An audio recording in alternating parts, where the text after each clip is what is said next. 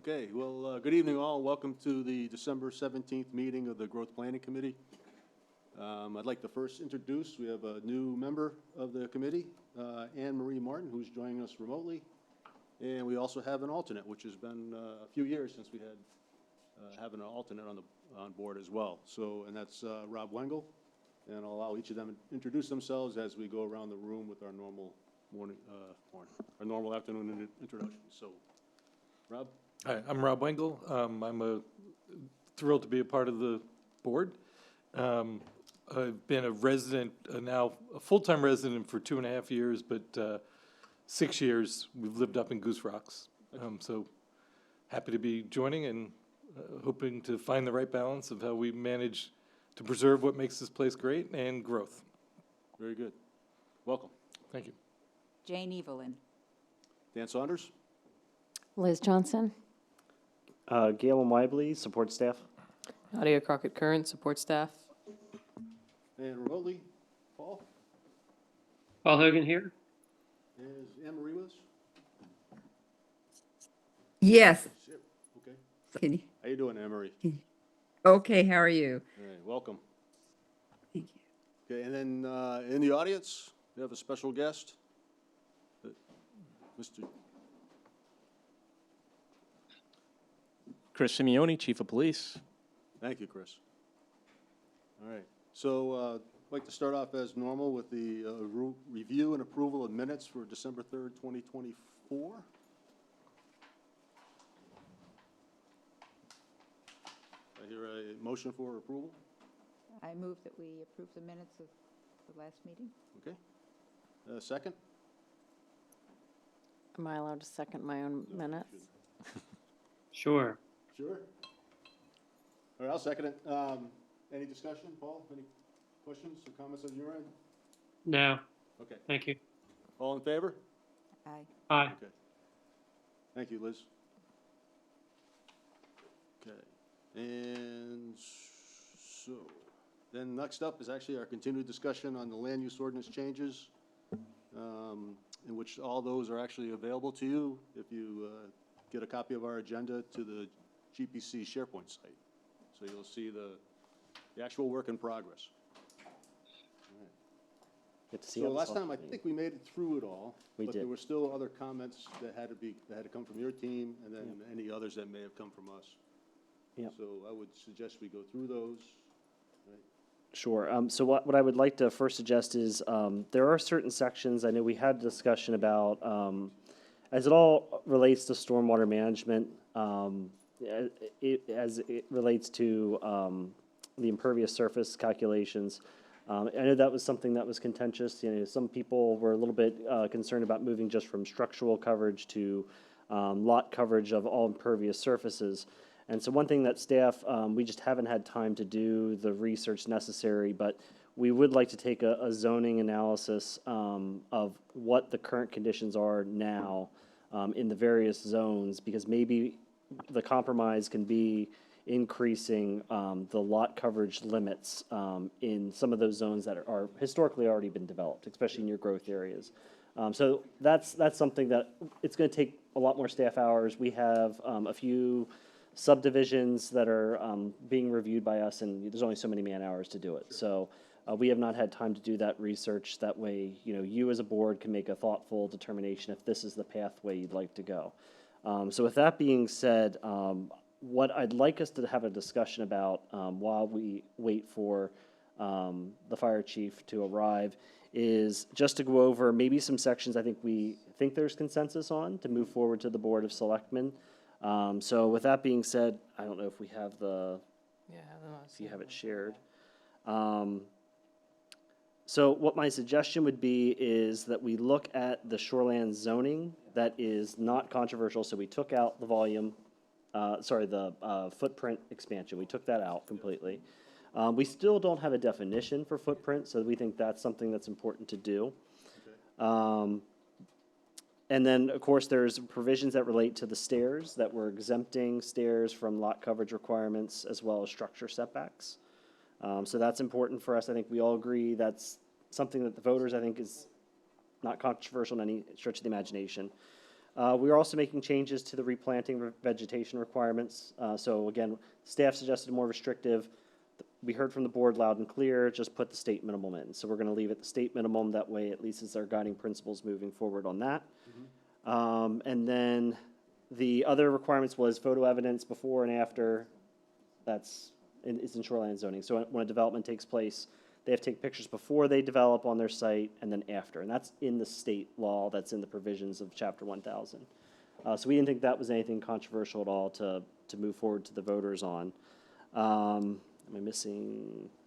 There's one thing that I wanted to clarify. So we talked, I think, 2 meetings ago about this pergolas and arbor trellises piece. That's in the same section as the stairs exemption, and I couldn't remember where exactly we landed on exempting pergolas and trellises. That was a suggestion from our code enforcement officers. So I just, before voting on that section, I wanted to get confirmation on what the board felt Yeah, about I those. wasn't in favor of that. personally. Okay.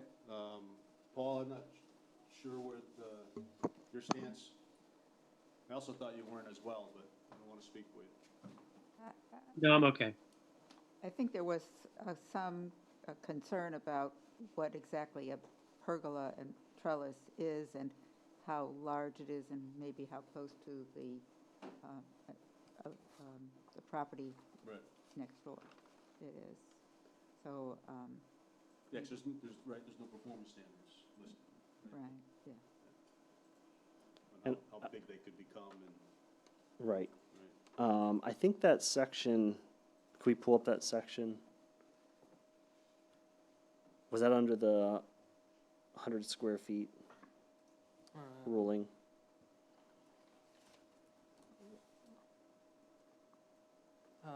It's under 246.1 general provisions. Is it B1? Yeah, B1. Okay. Yeah, so that would be, yeah, we don't put a size limit on that. Again, what the code enforcement office has seen regarding trellises and pergolas is it's usually the pathway that someone has some sort of structure that is lattice work that they allow vegetation to grow up and they have like a tunnel that goes through. And so that's where the clarification was needed. Certainly we can put a square footage limit Yeah. if that's, Yeah, because a pergola can be big, like cover someone's whole patio or something. A trellis is just that, trellis, like trellis. But a pergola, there's no, that can be any size. So we should put, I mean, I think Size. if it was on the walkway, I would have less concern, but if we leave it open, I could see, someone's gonna take advantage of it, maybe put it on their complete plot, for whatever reason, okay. right? And that necessarily would be,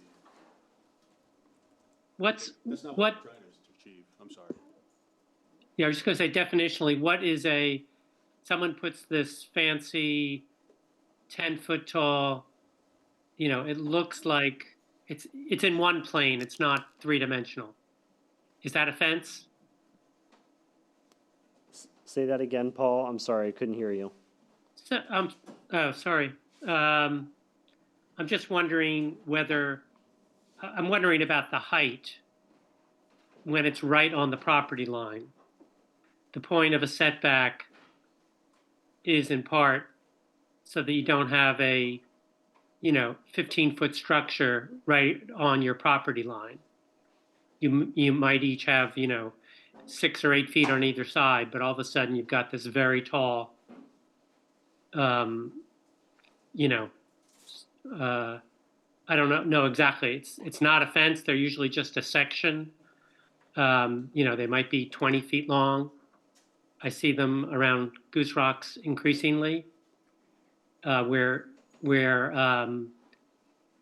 very either no proper side yard or for historic reasons. And there's no setback or very little setback, and all of a sudden you've got a 15-foot thing, 12 or 15-foot thing erected right Yeah. at the property line. Yeah, so under the ordinance, fences that are under 7.5 feet in height do not require a permit, and they don't have to meet setback requirements, because they're not considered a splight fence. Anything larger than that would need a permit and would need to follow through with the setback requirements. So that, I see your point with that, and certainly you can put a height restriction on a trellis. I think that's the intent here, is these trellises, which technically are anchored to the ground and would, you would see the definition for structure, and you would sort of assume that it's enclosing something. And so that's the gray area that we want to really clarify with this section. So certainly I see your point, Paul, in limiting the height requirement. I just want to see if everyone's in agreement that that's acceptable for us to look at. Is, do we still keep this in here and just put a height and square footage restriction? How about a setback from a neighbor's? So that's the issue. Right now, they don't have, because of how small the lots are, they can't meet the setbacks for their walkway. Well, it may be if it's more than a walkway. I mean, there are pergolas that can be quite extensive. Right. I'm looking at online now. So, Yeah, it's almost like you can't combine those two concepts, because a trellis and a pergola are very different. What if we did just a trellis part, along a walkway, coming from wherever the. Yeah, we can do or that. Something like that, Yep. right? And then that, at least are pretty specific. It's just a way to maybe have a little covered area, so when you get out of your car, you got something that's covering you. So you get into your home, and then. Yep. Pergolas could be, like you said, they could be over your whole deck or something in the back, and allowing them to extend right up to the other owner's property line. It's probably be a little bit invasive. Yeah, 'cause some of those pergolas can be very large, and that's what we're not suggesting that you exempt them from the requirement. We just care about, they're basically our trellises, but I know some people use the term pergola interchangeably. Yeah, so if we put a little bit of a definition around that, Yeah. something to cover the walkway, that would be okay with myself. yeah, and when I'm looking at trellises online, I get something completely different Yeah. from a pergola, Much to your smaller. point, yeah. Yeah. And when you look up pergolas, you see, as I'm looking up right now, 12 by 20, Right. 12 by 18, and they have curtains and enclosures. I think the purpose of a trellis is to support plants for decorative purposes. Sure. pretty Yeah. much. So just use trellis. Yep. Take out pergola. Okay. Okay. So I don't want to take too much of our guest time tonight. I know there was discussion at our last meeting about, impervious surface, long driveways, lineal driveways that are just over 1,000 lineal feet. And so I did want to bring a different perspective. I know you hear from the planner, but sometimes it's good to hear from other department heads. So I wanted to see if they could just give you their perspective on what they've been experiencing, going out throughout the town, also just long-term planning for emergency services and access. So tonight we have Jay Everett, the fire chief for Kennebunkport, and then Chris Simeone, who was the public works director, and now he is the police chief in town. And so, gentlemen, would you like to address the board? Just explain that, we've had these conversations as a development team about moving forward with some changes in how we're planning for the future, and just to share your perspectives in town, if you wouldn't mind.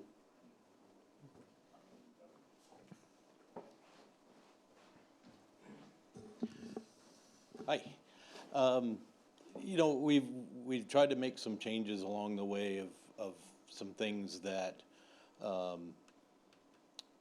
help us down the road, like what's on the screen behind you, and I don't know if they can't see that from home, but that's something that we put into the ordinance is a turnaround for roads that go into the woods and there's no other way to come out onto another road, so that we didn't have to back trucks out. And some of these private roads we have are many hundreds of feet long, and but putting in the turnaround for the truck that we have on order right now that should be in a couple of months. But things like that is what we've run into the most, and making some changes for the good. I'm not 100% sure what else you're Well, looking for if you had more questions. Well, the question really came down to the 1,000 feet, to limit the driveway to 1,000 Okay. feet. And I actually want to express the concern. I mean, I get it from an emergency response standpoint. Yeah, But I'm also concerned that we have a lot of landlocked properties, and some people may need to have a driveway that's longer than 1,000 feet to access it in order for them to build their homes. yeah. So my concern was, I don't want to take away their right to build a home, but can we just make maybe a requirement on there that we have the turnaround at the end so that we could get apparatus in and out of the, Yeah, that's certainly a fair, I think, compromise. Being on the department, I carry 2,000 feet of large diameter hose on each of the pumpers, because of the length of some of our roads, but also it's out in that areas of town that don't have hydrants. It's much farther in between water sources, so it might take 2 trucks in order to make up getting water from one spot and pumping it to the other, or we have to do it by tank truck, but, so that would certainly help. Again, it's the backing out part, that's when, little accidents happen that are quite costly on these trucks that are not cheap.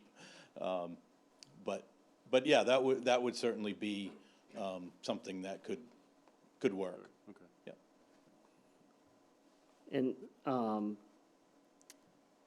Chief Simeone, if you could share your perspective a little bit from a public works perspective. I know, Eric was supposed to come tonight, but certainly you've had a little bit of experience with some of these smaller smaller driveways that aren't met to our town standards for maintenance-wise and taking care of them. If you could share that perspective a little bit.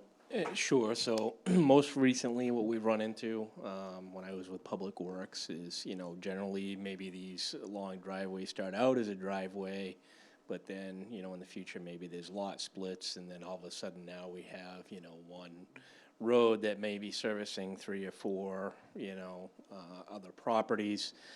In the past, we have, had private roads where the owners have requested that the town take them over.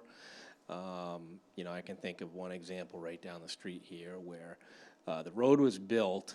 It was built rather narrow, and they don't accommodate the large 5-ton plow trucks very well. We actually have to plow that road. We have a maintenance agreement now. With that individual road, and we actually have to plow with a 1-ton pickup because the other trucks just will not fit down there. So I just think these are things that we need to think of as time goes on and these properties get developed, that, there's got to be some room there to grow or to meet infrastructure needs, Certainly, at some point in time, if sewer is expanded, those utilities would have to go in the roadway, so there needs to be room to accept those utilities. There needs to be room for, and we don't see it so much on the police department side, on the public safety side for us, because our vehicles are small, but certainly the fire trucks, you need to have room to accommodate those as well. That one particular cul-de-sac, I'm not sure that your truck, some of your larger trucks would make it around that. So these tend to be the things that, we run into. Mm-hmm. I think on that part, do we have, let's say we have it's like a 25 acres parcel that's landlocked. So you need more than 1,000 feet to get into where you want to build your home. And you own the 25 acres, and it's out in Farm and Forest, so you can subdivide it into at least 8 lots at some point in the future. Mm-hmm. And if you want to get away from our subdivision regs, you just plan to do that every 5 years, right? Yep. There's no reason why we couldn't put in something that says if you do that, when you hit house number 2 or house number 3, you're going to have to upgrade your driveway to meet these road standards. So we do currently. So they do have to, if they increase it from 3 or more dwelling units, they would have to go to planning board approval and bring it up to the town standards. Okay. The problem is we have a little bit of a conflict in our subdivision regulations, because our subdivision regulations say you can't have more than 1,000 lineal feet for a road. And so You don't have that, though, if you break it off every 5 years. You're doing the same thing. And so that's what we have to look at from a long-term planning perspective, because although these are private roads right now, and I think Public Works can attest to that, we've had, and I know that the Board of Selectmen right now, they do have a moratorium on not adopting any new public roads, but that's not always the future. Right. And so we have to look at what the long-term future looks like. If a different select board comes in and says, we're gonna start taking these private roads on and maintaining them, what that will cost the taxpayers to maintain these long, lots that are stretched out in the middle of nowhere. How is that going to impact emergency services to the area? How do we help individuals who may be landlocked now because their only one access of getting out is now compromised? How do we get food to them, water to them? You see these forest fires out in California, which is not unheard of to happen in the Northeast. Those are challenges that we're going to struggle with, that we need to think long-term planning, not just short-term right now. I mean, I think if you go to you start adding the second house after 5 years, and you add a third one after 15, or after 10, at that point, you need to construct a road, right? And that the last driveway can't be, the driveways can be what they are, and if they're over a certain length, you have some additional requirements so that we can turn an apparatus around. What I don't want to do is that someone's, land's pretty expensive in the town. There's a lot of money invested in that, and then we say 1,000 feet is the limit, and I can't even get to my property. The cost of putting in that driveway is not going to be cheap if it's over 1,000 lineal feet. And I don't know if we have cost estimates for that, but it's, at least last I remember, it's $300 a lineal foot for running that with water lines, if I remember correctly. It's not a cheap project to undertake. Sure, well, I mean, if they're out there, they're likely not gonna have water, they'll have a well and a septic system, so it's just running the driveway. Yeah, it's not gonna be cheap, but they still have the right to build their property there, right? They may have the money to do so, they may not. I just don't wanna take away that right. At the same time, I wanna protect us so that if it does turn into a subdivision of 10 homes, they're not all on one driveway that's going out 4,500 feet, meandering around to get everybody, right? So, causing us issues if we have to respond, or even the police department has to respond, getting out there with a fire truck coming in or going out, you're going the wrong way, Room to pass. right? Yeah. So I'd like to just be able to come up with some type of compromise. I and mean, if there they- must be other towns that deal with this sort of thing, or that have dealt with it, and Yeah, Saco and Biddeford have a prohibition on it more than 1,000 lineal feet. And so, but in the situation that Dan's talking about, I mean, we have a prohibition now, right? Is that- Just in the subdivision, the subdivision, they do, yeah. but not a single family home. Okay, and so, but what do Saco and Biddeford do? They restrict it by 1,000 lineal feet, and they also restrict how many dwellings you can have on that road. Okay. That's 1,000. So then, if somebody wanted more than that, they could Yep. build a regular road. Yeah, they'd have to build another road or another access, yep. Because it is a concern, too many, you have too many on one sparsely drawn-out road, it makes it hard to respond to calls and issues. So having them interconnected too, I mean, you see it down, I think, at Goose Rocks Beach, where they're not interconnected in certain spots, that when flooding occurs, there's no way for them to get out. And, that's where the interconnectedness of having the streets connect, that there's multiple ways that they can get out, is helpful for everyone involved in the community.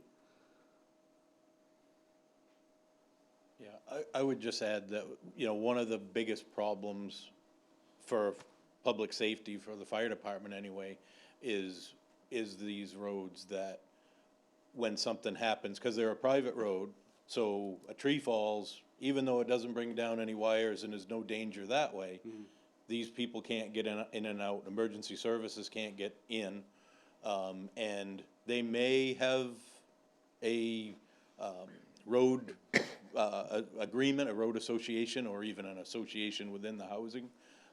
But it's been sometimes days where trees have, to get them, for them to get their act together and get the trees cleared off a private road. And that's, obviously that's concerning to me,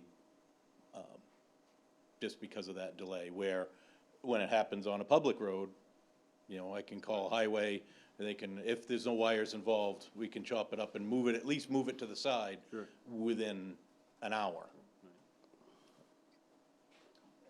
And I think just to follow up on what the fire chief said, because we did get those calls when I was with Public Works, you know, and it does seem like a simple task to go down and cut that tree out of the way when it's on a private road, but, you know, we, as department heads, have to think beyond that, because, you know, anytime we take on a task or do some type of work on private property, we're responsible for that. Right. You know, so if we damage private property, if one of our employees gets hurt on private property, you know, it kind of brings a whole slew of other, you know, issues in that can cause us some problems for taking that task on while it's on private property. You know, it was always one of those things that we had to say no to, and we certainly understood the situation, but our hands were kind of tied with that as well, so. That's a good point. Do we know how many parcels would be affected by this? Any chance? I'm not sure. We haven't done that type of research.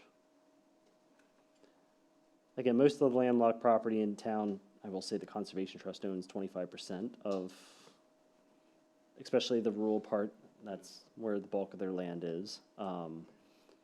But I will say that there is increased development pressure. People don't realize this when it comes to long-term planning. When you have conserved land, which I'm a proponent of conserved land, it's important, but developers look at conserved land as a marketing asset because they can then confidently sell lots next to conserved land saying, I can guarantee that's not going to be developed. And so I think you will start seeing more development pressure in those areas. I mean, we already had one subdivision that's out in that area from a developer.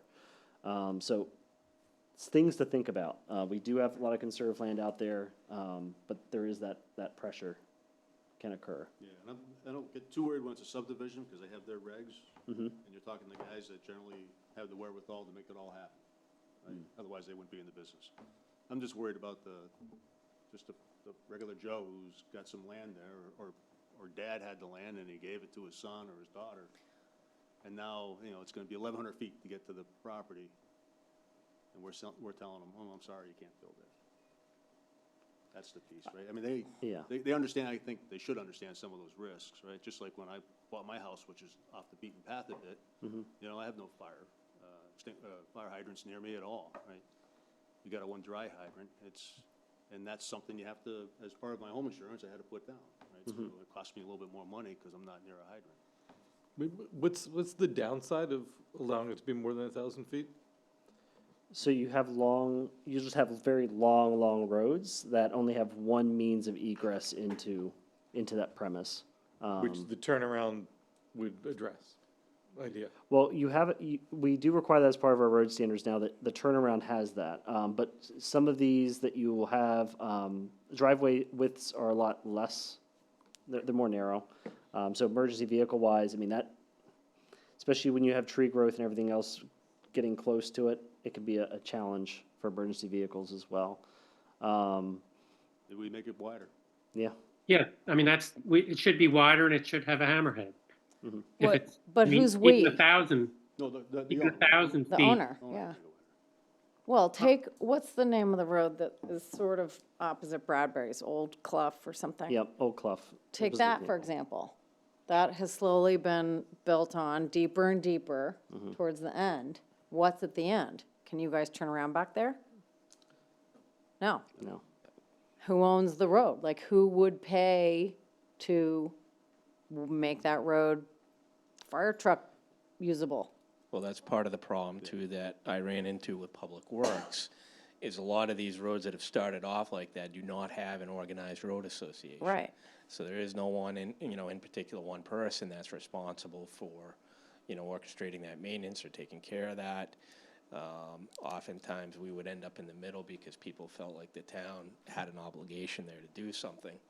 And we had to push back and say, it's private property again, and so, obviously having a road association organized up front, when these are established, certainly makes things easier.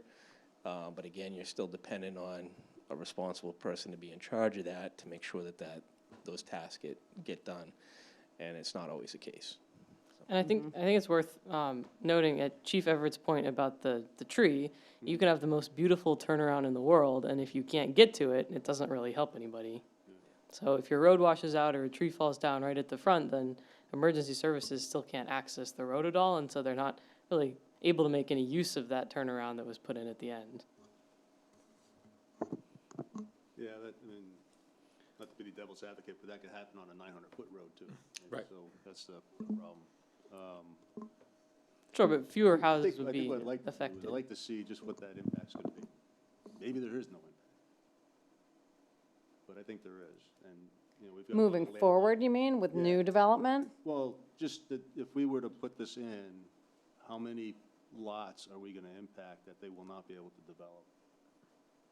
Right, unless they build a road. Yeah, that's a good That's a question, but development. also, how do we deal with the ones that already exist?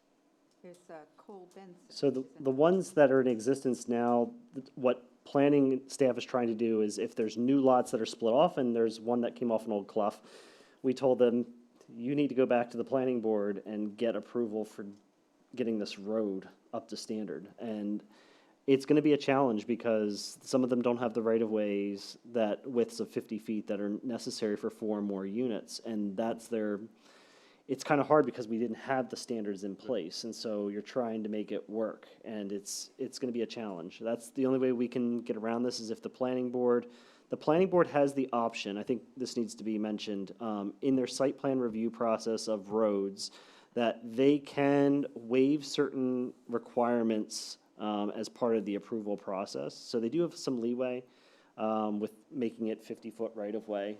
We'd like to shun them away from. They should be really sticking to the standards.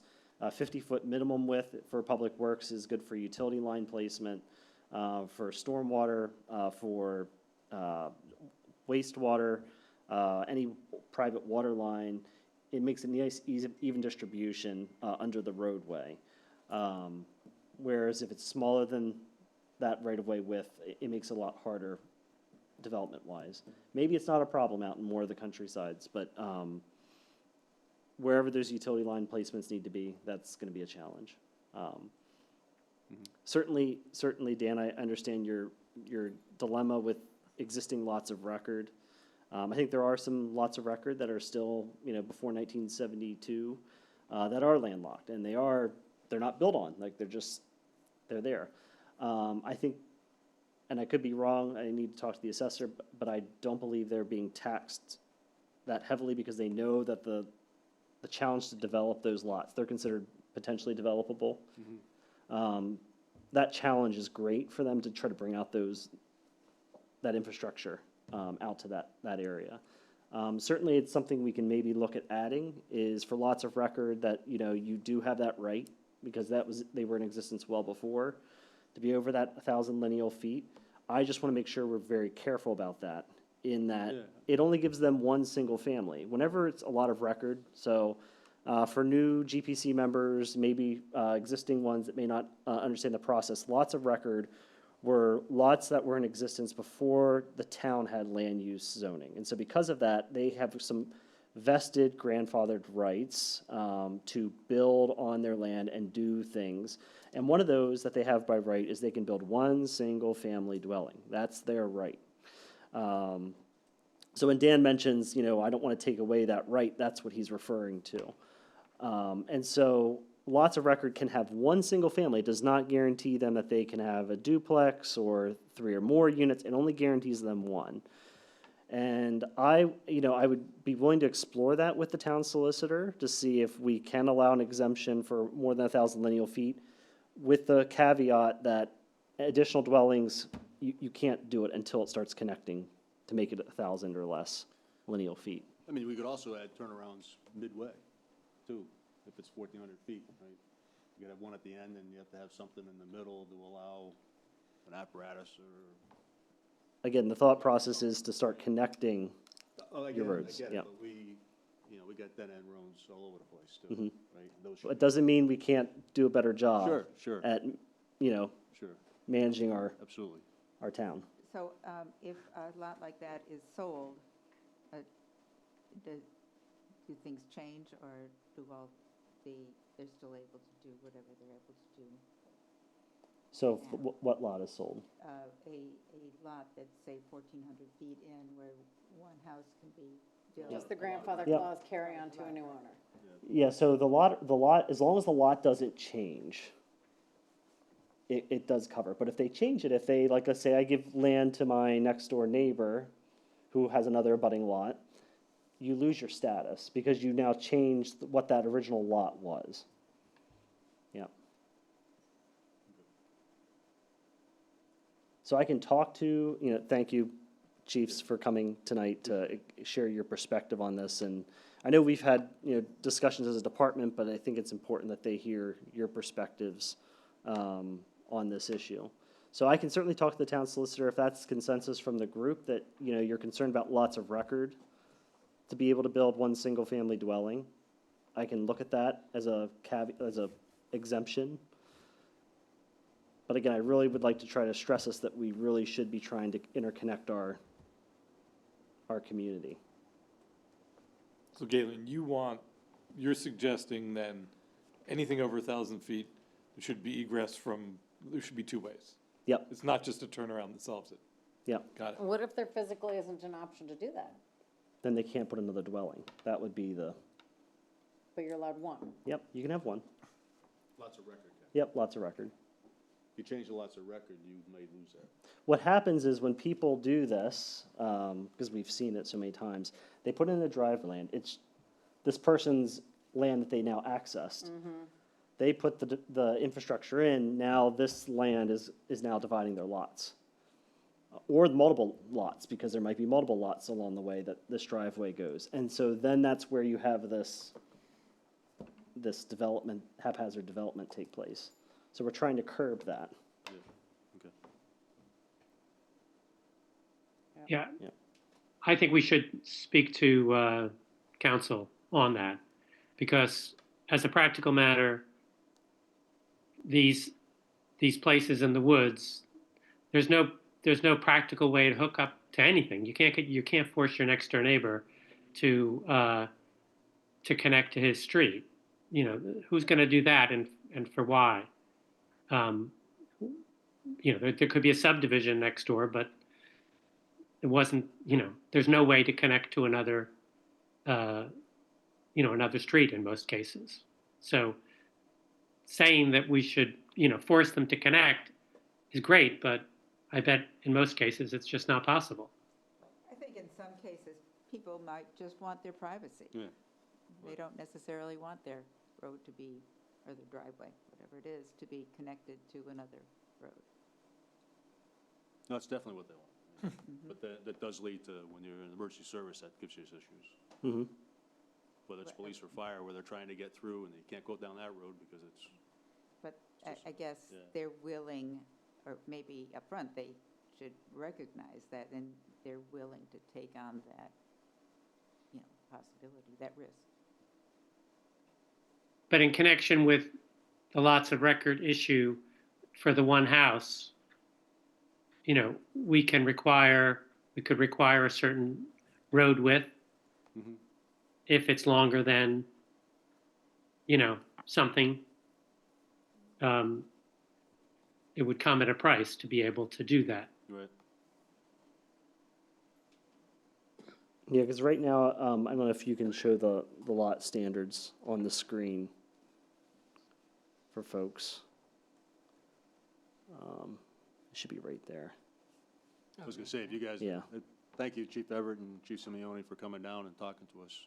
You're Yeah. welcome to stay and listen and put in, or you can get out after a long day. Okay. All right. Thank you much. Thank Thanks, you. guys. Happy holidays. Yeah, so there's Nope, keep going. That's the entrance to public ways. Where's the road design standards? Go up. Oh, I see. There you go. Keep going. There you go. Right there, that graph. So right there is your current dimensional standards. So the right-of-way width only needs to be 22 feet. And a travel way of 12 feet. So travel way is just the actual paved surface area that need to go across. And then 4 or more, this is what I mean, I tell people when they come in too, like if they have aspirations of trying to develop in the future, just put the 50-foot right away. It's a lot easier for you now, just put it in. That way you have the ability, and then you'll just have to increase the travel way over time. And most people are agreeable to that. They understand the logic of why I'm asking that. So, I mean, that's right now your standards, Paul, for Yeah, So for now, I mean, for a new lot that hasn't been developed, then this should work, right? Because if you're gonna take your 25 acres and you're gonna put your house on there and you have plans over time to give, land to your 10 children, you split it up, you're gonna need that 50-foot right away. but you could say, I have no plans, I want to be alone, If you say, I and have you no could- plans, I wanna be alone, this is the way I want it, and you sell to somebody who ends up having those plans, this is what you're gonna have to do, right? You don't have it now, so as you subdivide, recognize you're gonna incur a greater cost to put in, to either achieve your minimum right away, because now you have to pay probably your neighbors for some additional easements, and you're gonna need to have a wider road with the turnarounds and all that. Right? So I'm okay, I mean, I'm certainly good, I wanna be able to I drive a fire apparatus every now and then. So I wanna be able to get it in and get it out and do it well, safely, right? And it's a lot easier to turn around than try to back out on 1,000 feet, right? Which has been done before. And that happens down on Marshall Point, so there's no place to turn around. right. So, that's not fun. At the same time, I just wanna make sure we're not taking somebody's land.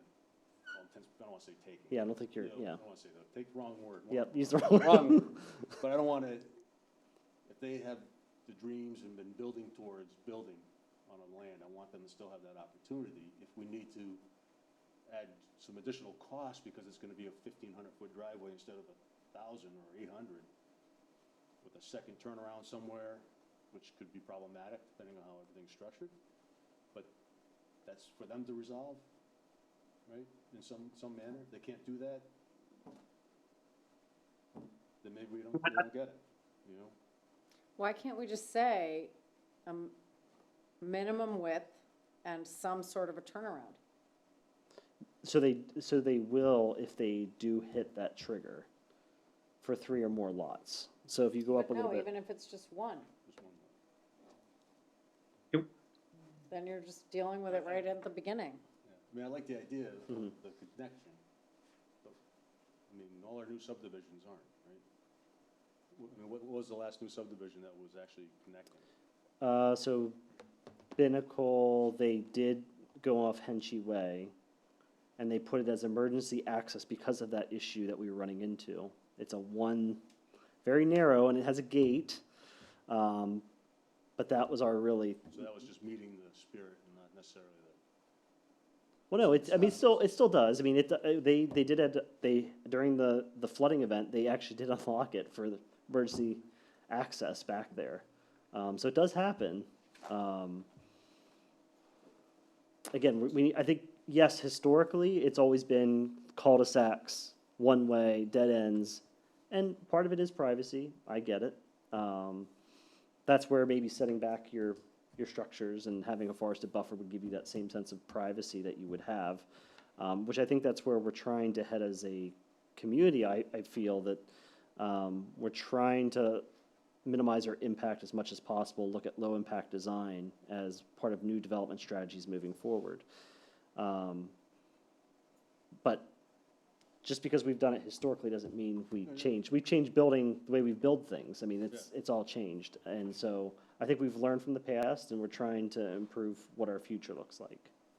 I mean, I would think any new home, even if it's one home, private road, further in than 1,000 feet, they would if it were me, I would want the ability for a massive fire truck to be able to get down there, put out my fire, turn around and go out. I mean, why can't that just be, So if they What's made it done? over 1,000 feet, you have to have the 50-foot right of way and what's the next one? I think there's an Yeah. aesthetic problem, maybe. well, so Well- do a big circle driveway. Well, they can have the, You can do, go down to the graphs. So besides the cul-de-sac, that's what everyone knows, but if you go down, they have this type of hammerhead configuration, and then the other one, which is what I see a lot of, is they use this configuration, right here, and basically it juts out to the driveway and they just have enough space. Yep. And most people, they put it into because they like even backing out their driveway that they can swing it. Mm-hmm, you know, park cars on both sides. Yep, yeah. What's wrong with they that? do that. Just They make- do. Make all this what has to be done from the get-go. Or, or a connected through, even if it's through a gate or whatever, to another road. To, so they can access it from another direction. But not, it can't just be a dead end with no turnaround. I would think people would agree to that. It's all money, though. Right. So why not, But you kind of, Okay. it's kind of like, not having health insurance and then expecting the hospital to just cover you. People do. You can't, I know, I know. But you can't build a house and say, well, I'm not going to accommodate, emergency vehicles.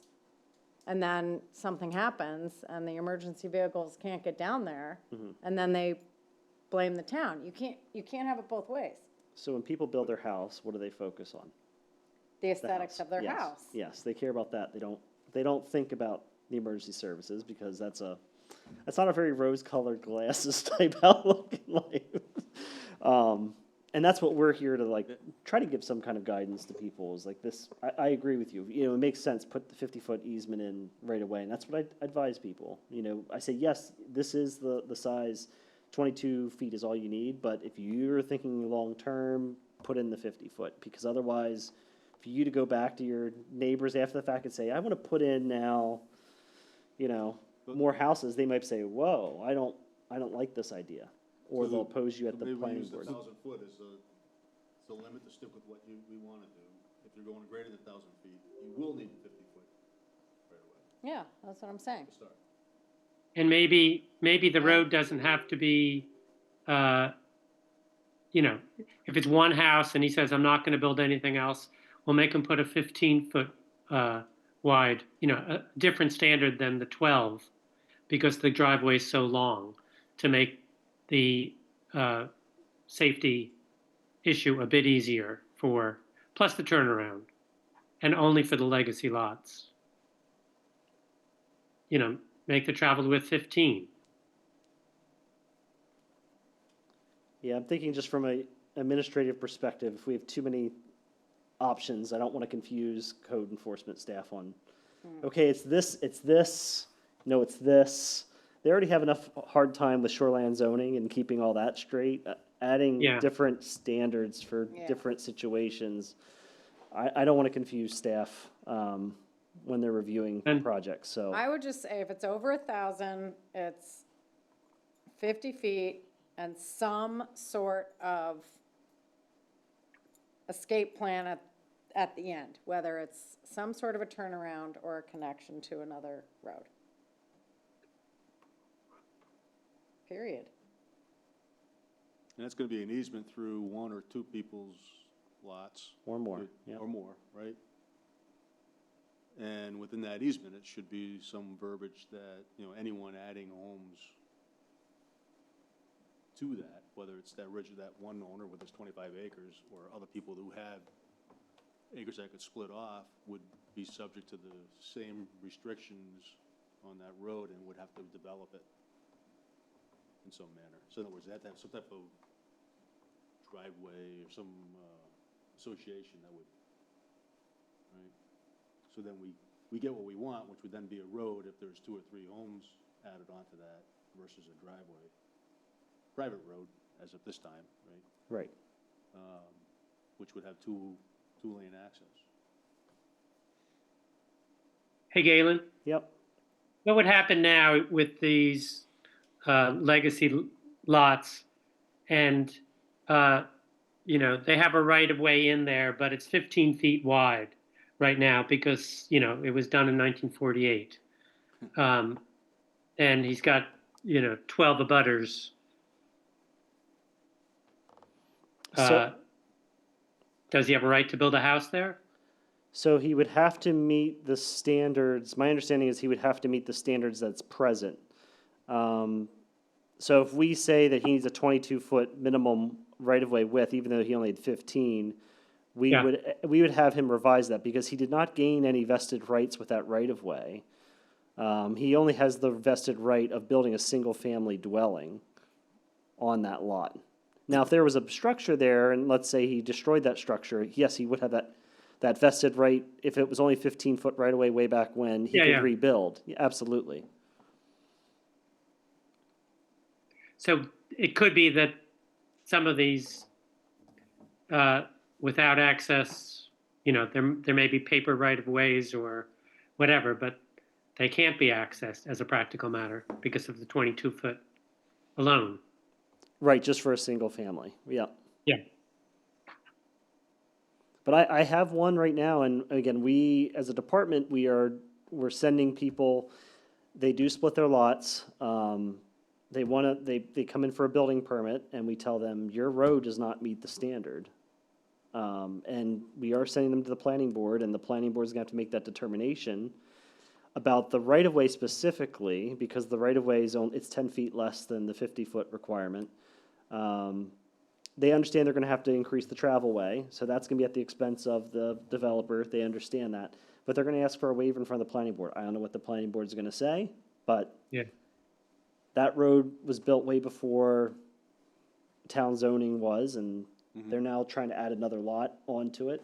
And these standards are in place, so we need to deal with that accordingly. But I did talk to our town solicitor about that specific question that Paul just raised. Just because a lot was there in existence doesn't give them grandfather status forever for all standards. Otherwise, Right. Can't. who don't want to have to follow anything, right? That's not, it's okay. Just do whatever you want. So that's what she's given us guidance on is, nope, they have to meet the standards just like everyone else. If the planning board decides to waive that, that's their prerogative as part of their review process. But again, the abutters, I'm sure, are going to come out and they're going to share their thoughts on that. Okay. So that's about lineal feet. We can mull that over if you still want more time, or if you think that you're fine with some other alternative arrangement to suggest to the Board of Selectmen, because I have to get language in front of them by, at the very least, I need to get the underlined copy on January 6th. That doesn't give us much time to send. At this point, again, I didn't want us to go through stormwater because we need more time to do research on that. I think the shoreland zoning, I think that's not controversial. It's state mandated. We're not making things more restrictive than what the state has. We're not doing the footprint expansion, so I don't think that's going to be controversial. And again, the stairs, I think we are leading the way as a town of Kennebunkport. I already heard from some other towns that want to see our language because they're interested in doing a similar with the stair exemption from lot coverage and the setback requirements. So we're leading the way in that cause. And I'm trying to think if there's any other changes. The growth permits. So that would only be, we only will allow people to take out 4 growth permits as a developer or individual instead of 7. Right now they can take out 7. And that was from an equity perspective. So we were having developers take out all the permits in a growth area and leaving none for single family, just people in town that are residents that want to stay in town, they can't take it out. So we're restricting it to 4, but then December 1st, so how growth permits work is there's so many allocated for the growth area, transitional area, and the rural area.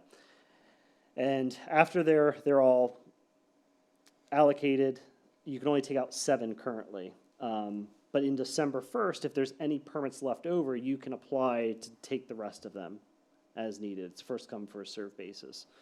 And so we've had that happen. I mean, we've had it this year that we've had one that was reserved for affordable housing and it wasn't used for affordable housing. So now it's available to the public to take. So I think limiting that will just make things more equitable from 7 to 4. I don't think that's going to be a controversial issue to go to the voters about. And I'm trying to think if there's any other changes here that we're looking at. And the amendments to site plan review for de minimis changes. I didn't think that was again, that's people who have a site plan, they have it approved. They come back and say, you know what, there was a condition or something that was different. Instead of having them go through the whole process, which can take a month, they can just go in front of the planning board under other business and make that change with the planning board. I don't think that's going to be a big deal. So, What about, nope, Resource protection, right? nope. So the only thing left is buffers. Yep, and that's stormwater. That was with stormwater. I wasn't going to touch that This time? Yeah. We'll talk about that for I think it'll be for November. I think November next year. that way we have some time to, because I would like to, I think we have a good narrative. We're saying, look, this is what the community wants us to look at, low impact design. That was something that was very big that we discussed all this year. Here's our package of what we think would be the best solution to that. But I do think we need to address the stormwater, not stormwater, the shoreline zoning, because that is something that we as a department are dealing with a lot with people. The replanting requirements, what that looks like, the photo evidence, that all that stuff is missing from our ordinance, and developers would like us to have that guidance codified in our ordinance. So, So warden guidance, right? Yep. Their requirements. they are. Okay, good. But right now, Chapter 1000 is Yeah. guidelines. Yeah. Are we looking at administration here, Article 11? Have we looked at that? Do we want to look at that? The only question I have is just in the very beginning, it talks about the purpose, 11.12. It talks about guide the town's growth in an orderly fashion so that the annual increase in population can be adequately served by community facilities as those services are needed. I'm not quite sure how expensive that is. And I'm thinking about like schools, you know, like if we have large growth in population and how do we figure that out? Well, the permits is what, But we, and given those growth permits is what helps us control how fast we can grow. but how do we determine how fast we can grow? So the idea behind it is that you have the growth permits and that those can increase based on the average of the last 10 years.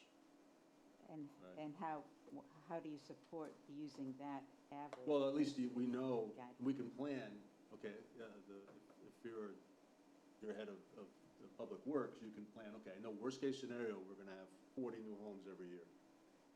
So that's what our growth. So you're allows. looking at So I know town in 10 years, facilities. I gotta have 400 new places. You're not looking at, say, the school system. Suppose no. Kennebunk has a huge Well- increase in student population. Well, the school system's got their own thing that they're looking at, and, you know, We do. both schools, they wanted to close some, so. Yeah, we do from a subdivision perspective. If it's a large subdivision, that's part of the final plan review process is requirement from the superintendent to look at this, if it's going to cause an impact to the school district. Same with wastewater, water, if they're out on septic, private septic, that's not an issue. But we do bring them in for development teams when it comes to large subdivisions. But just one-on-one, we don't, that's why you have your growth permits. So your growth permits limit how many you can have in whatever growth areas to limit how much development takes place. So growth permits are not liked by the state of Maine. You have to have a reason to have those, right? Because they don't want, they don't want any, they want to be able to have growth. Right? So we can't just say, we don't want to have people, we don't want to have growth, right? We can't say that, right? And it's not what we want, right? But we want to be able to control it. And so we came up, we always had growth permits, and we came up with that justification, and we came up with a method that the number of permits could grow based on the average. So if there's pressure to grow and people are trying to build, and we're doing 40 a year, you're gonna add, it's like 110% of the last 10-year average or something like that, right? So you could get to 41, and then 42, and then 43, right? And then the growth area gets half those permits, and transition gets 30%, and rural gets 20, or whatever the breakdown is. So that's a mechanism that we can use as a town to be looking at how fast are we growing? Are we gonna need to increase our sewer? Are we gonna need to increase water? You know, Are we and they going have to plan on that. have to expect Someday we're increase gonna have to in do the that. schools or? And schools will be a piece of it, right? But isn't our growth finite? Hmm? Isn't our growth finite? It will hit Our- at some point. Yeah, It will hit at some point. our, but- the area's only as big as it is. Yep. You only have so much land, that's it. Do we know what the maximum capacity would be? Don't have it off the top of my head, but it is in, It's in. it's in the comp plan. I haven't read it Yeah, The we comp did- plan. And on the question of .3 perhaps not being crystal clear, it reads to me like all four of those combined actually kind of create the balance of 1 through 4. Create the balance that you're looking for. Whereas if you just read one of them independently, it might not Right. hold Yeah. water. We did a study Right. years ago. I've been on the committee for a bit. So, did a study years ago, and we had someone just kind of look at property and try to give like, if worst case, build out scenario.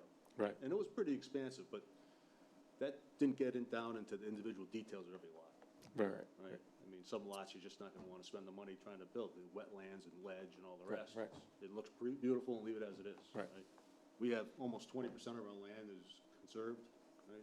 Yep, 25, yep. Yeah, it's 25, so there's a big portion that's already conserved, And then the way you've got the permits allocated. and we got the permits to allocate. There's certain building that is not covered by the growth permits, if I understand it correctly, like ADUs Correct. Yeah, that's and correct. affordable housing? Affordable housing still has to get growth permits. But so you do allocate 10% of your growth permits are saved for them at the beginning of the year. So we keep 10% in case there is a housing development that comes in for affordable housing. Those are earmarked for them, but then in December, if they're unused, they go back to their buckets of which growth areas to be used. Yep. That was to allow for fairness for people to. Right, and maybe elderly housing too. Is there something about elderly housing? Yes, elderly are exempt. What is an elderly care facility? I think that's under state law. Yeah, elderly housing is exempt. I think that's what it's called. It's not like a 55 and older community. It is a specific facility that is designated by the state. Or just because you're elderly and you want to build your home, Right. you don't get. No? That's too bad. No senior discount. None of those things you go to as you get older, But if you're elderly, you want emergency services You to have want access, so emergency, you're yeah. good. generally. Okay, so are we comfortable with those changes to send to the Board of Selectmen? I have a That we question. discussed. Yes. What were we doing with 243.3, description of zone boundaries, the I, the vernal pools addition as part of the resource protection zone? So we weren't going to touch that for now because we were going to try to deal with that with the stormwater. So you're going to remove I? We're going to just think of it as we're parking it for the future. Okay, so I guess it would be helpful to me to see in some kind of a document what you're sending and not sending, or just what you're sending, Okay. Yeah, I like to see that. because it's difficult to, I mean, I think I understand, but Yep. It would be helpful to say, 240, 3.1, we're doing this, et cetera. For what you're going to give to the Board of Selectmen. Yep. Yeah, actually, if you could pull it out, it's just a separate document, what we're gonna send versus what we're Right. still working, that'd be good. And we preferably you'd have us say, yes, go right now. When do they need to have it? January 6th. January 6th. And when are we meeting again? The 7th, right? No, not 7th. It's not the 1st, Not the 1st. 7. it is the 7th. So they need it on Monday? They're not even meeting on Monday. I think that items for their agenda packet are due on Monday, and that's where that deadline is coming from. Yep. Well, So you if could still get it to us at the same time, Yeah. and then we could go over it on the 7th, and if there's a problem, there's a problem. Right. So we can move forward, you could put it in their packet, that's what they're gonna send, and if there's something we didn't agree with. Yeah, 'cause and then I have to present it on January 23rd. Okay, Yeah, you got plenty of time. so as long as we tell you by the 22nd, you should be good. Okay. Okay. That's all I got. That's all you got? Yep. Okay. Members have any other questions?